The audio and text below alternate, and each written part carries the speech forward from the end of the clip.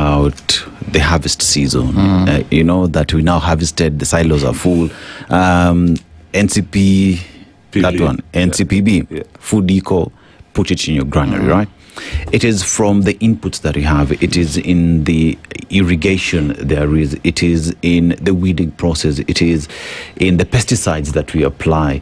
It is in harvesting, storage, and the value addition. That for me is what makes a food system that makes sense and that is sustainable, that is available, and is affordable, right? But in Kenya, we only think of grain.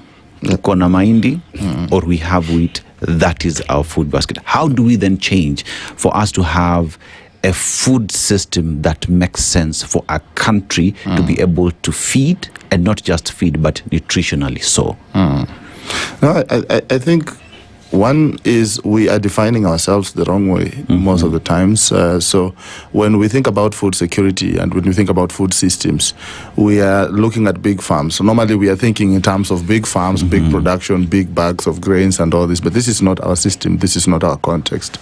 We are a predominantly smallholder context as a country. So let's begin there.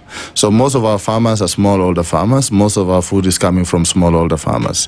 When you turn to the consumption side, when you turn to the market side, then you also see that we are the way the market is structured is different from what you will find in the textbook. So food comes from the smallholder farmers. Sometimes follows the public transport system from, let's say, the indigenous vegetables from Kisii. They land somewhere in Marikiti, also from trucks that drive at night, they land at some point in Marikiti, and then small traders are the ones that then take the food and then deliver it to the last mile so that the consumer can access the food. When you look at the reality of the food system and how it is organized, it's very different from what you read in text and what you read in reports. So even that understanding becomes a bit problematic. I think a smallholder farming system has its own advantages. And one of the advantages is that as many people as possible have an opportunity to participate in production because they have access to a portion of land. And then as they participate in production, they are also participating in consumption at the same point. So therefore, it becomes easier to have a conversation where consumption and production are not very distant. So a lot of people in Nairobi, for example, would be connected to farming indirectly or directly, or at least they will be having a brother or a sister or an uncle or an aunt who is doing some sort of farming. So as a society, we are not very disconnected from production. And that is why when we talk about things like El Nino coming and all these things, everyone is affected because everyone is connected somehow to the soil, whether directly or indirectly, which gives us a lot of advantages that we now need to start to discuss and start to see what does a smallholder farming system or agriculture system requires. It is different from what is in the agriculture textbooks today.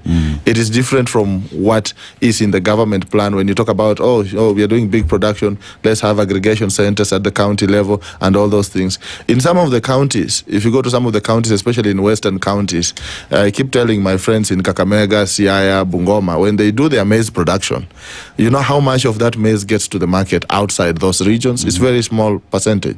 But the consumption that happens in that region of the maize that they produce in that region is significant. But because we don't want to account for that, we don't want to document for that, we don't want to look at our census and see how many Kenyans are living on farms, for example. So that when we are thinking about, what is in the silo, what is in the storage, but really, is that what we should be paying attention to in a smallholder system? It's a different conversation there. So for me, I think if you misdefine the system that you want to intervene in, whatever intervention you suggest is going to fail. Okay.